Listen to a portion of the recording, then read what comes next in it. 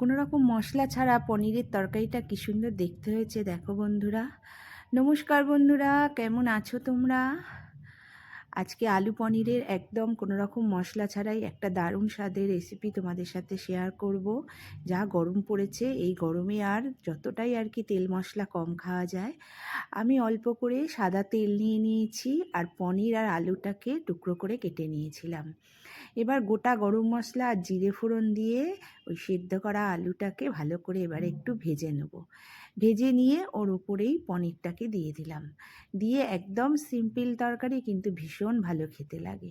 মশলার মধ্যে এখানে নিয়েছি আমি ধনেপাতা, টমেটো, আর নিয়েছি ক্যাপসিকাম, আর নুন, হলুদ, একটু লঙ্কা কুচি, আর একটুখানি কাশ্মীরি লঙ্কার গুঁড়ো। এই দিয়েই একটা সুন্দর তরকারি তোমাদের সাথে শেয়ার করব।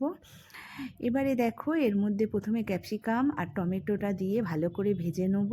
এর ওপরে দিয়ে দিলাম এবার নুন, হলুদ, লঙ্কা গুঁড়ো আর একটু কাঁচা লঙ্কা কুচি।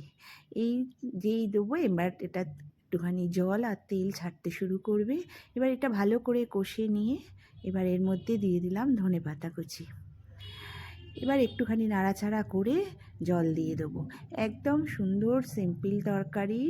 রাত্রিবেলা রুটির সাথে এটা খুবই যায় এবং ভীষণ ভালো লাগে খেতে। লুচি পরোটাও খেতে পারো, কিন্তু দেখতেও সুন্দর হয়। কিন্তু কোনো রকম আমি এটাতে মশলা দেইনি, একদম সাধারণ একটা তরকারি করে সেবাদের সাথে শেয়ার করলাম। কেমন লাগলো অবশ্যই জানিও।